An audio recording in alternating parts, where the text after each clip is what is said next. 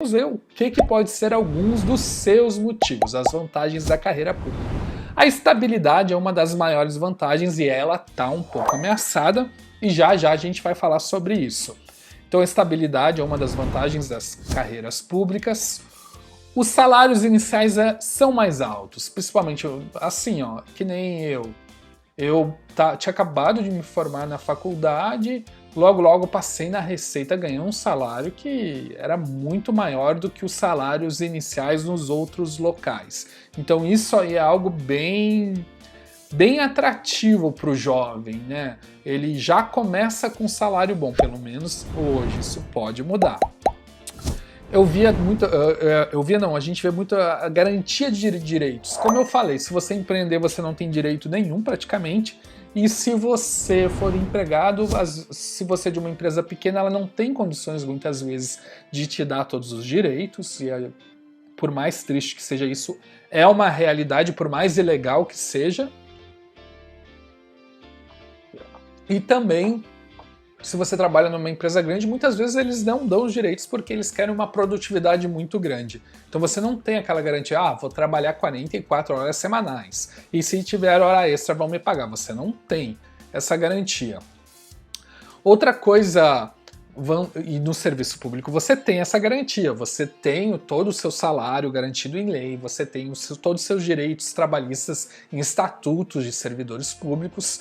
É uma garantia flexível, pode ser alterada pela lei, mas está na lei, tem que alterar a lei para tirar. O serviço público ele é muito nobre, no sentido de que, quando você pensa no serviço público, seja qual for a carreira, você está ajudando a sociedade.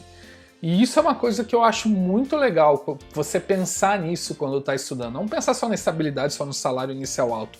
Pensar também, vou dar um caso aqui no meu caso, eu sou fiscal do CMS de São Paulo, eu fiscalizo o tributo que vai para empresas, que sai das empresas e vai para escolas, vai pagar o salário do policial, vai pagar o SUS, vai pagar a Coronavac, sabe, paga o Butantan. Então é um serviço muito nobre no sentido de ajudar a sociedade. Se você trabalhar na área jurídica, você vai estar buscando a justiça. Se você é policial, você está buscando a segurança. Se você é professor, mais nobre ainda. A área de educação é super nobre. Se você está na área de saúde, super nobre. Então, quase todo concurso público, eu não sei nenhum, você acaba trabalhando de uma maneira ou de outra para uma finalidade nobre para ajudar a sociedade. E isso é muito legal, eu acho que é algo que você tem que pensar mesmo quando pensa nas vantagens da carreira pública. Você não está só tirando o dinheiro das pessoas, muitas vezes, tipo, sei lá, alguns empreendedores fazem uns produtos muito malucos para tirar dinheiro, né? Ou uma pirâmide financeira, ou sei lá o que. Não, você está ajudando a sociedade. Como você tem a garantia dos direitos trabalhistas, dificilmente um cargo público vai te exigir 60 horas semanais de trabalho, 70. Você tem uma qualidade de vida maior, você consegue se planejar melhor. Por quê? Porque você tem os direitos garantidos em leis. Não estou dizendo aqui, claro que a gente sabe que tem aquela ideia de servidor público preguiçoso, e tem muito servidor público preguiçoso, mas é algo que está em extinção também, né? As pessoas se percebem que precisam dar resultados, né? E também o serviço público ele tem um certo crescimento. Você começa com um salário, vai crescendo, você pode pegar uma função, você pode trabalhar em diversas áreas. Às vezes você passa num técnico do tribunal e logo você consegue uma função. Isso é bem legal.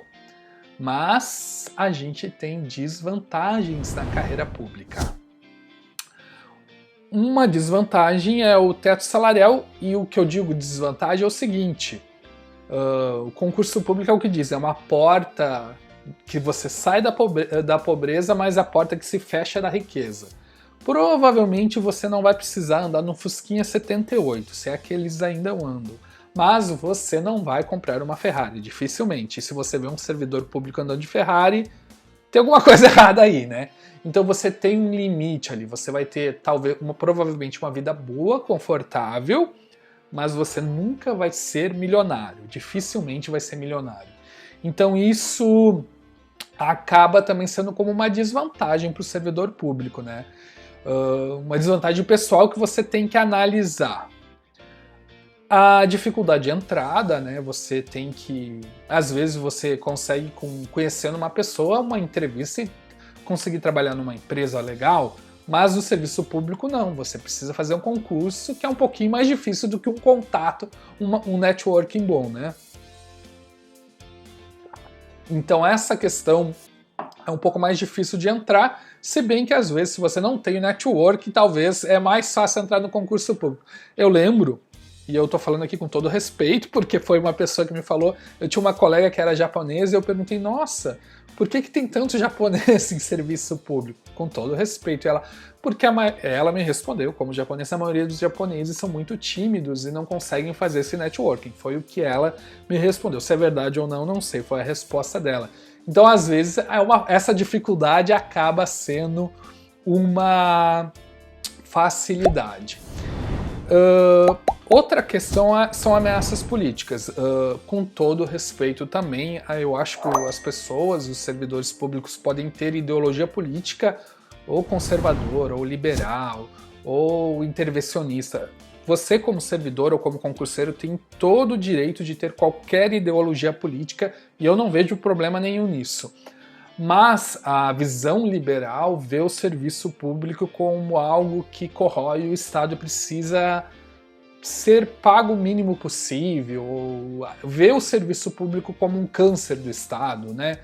Então tem uma visão política muito liberal, já foi um pouco mais dominante, mas se instalou no país. Então isso é uma ameaça para quem quer ser servidor público, porque esses direitos trabalhistas que você tem, às vezes ficam ameaçados, a gente já vai falar sobre isso, por essa visão política mais liberal, de que o Estado tem que ser o mínimo possível para a economia girar, e tudo bem você ter essa visão, mas no Estado mínimo possível vai ter menos oportunidade de concurso público e os servidores terão menos garantias e talvez salários menores. É algo que você tem que estar consciente disso, com todo respeito. Aqui eu estou tentando, porque falar de política é entrar num campo minado, né? Com todo respeito a quem tem essa visão política, mas é um fato. Então, dificilmente você vai ver alguém com uma visão política liberal dizendo que o servidor público tem que aumentar os seus direitos ou ganhar mais. Dificilmente. Ou aumentar a quantidade de vagas em concurso. Não, sempre vai ser poucas pessoas com salário mais baixo, ok? Outra questão é o seguinte, muitos serviços públicos, se não a maioria, você lida com algum tipo de serviço burocrático. E isso acaba afastando algumas pessoas. Claro, quando eu trabalhei na Receita Federal, você podia trabalhar no porto abrindo container e era divertido, eu achava divertido, as poucas vezes que eu fiz. Mas a maior parte do serviço que eu fiz lá era analisar processos. Então, tem espaço para um serviço não burocrático, principalmente se você for de uma área criativa e fizer um concurso para a área criativa. Mas não é esse espaço todo que as pessoas imaginam, ok?